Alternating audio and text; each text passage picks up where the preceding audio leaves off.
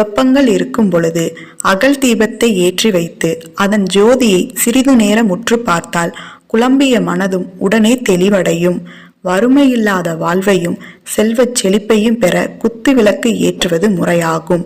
குத்து விளக்கு ஏற்றும் பொழுது ஒரு முகம், 2 முகம் அல்லது 5 முகங்களில் தீபம் ஏற்றலாம். காமாட்சி அம்மன் விளக்கு ஏற்றும் பொழுது அடியில் 5 ரூபாய் நாணயத்தை வைத்துவிட்டு அதனுடன் சிறிது பச்சரிசியை போட்டுக்கொள்ள வேண்டும்.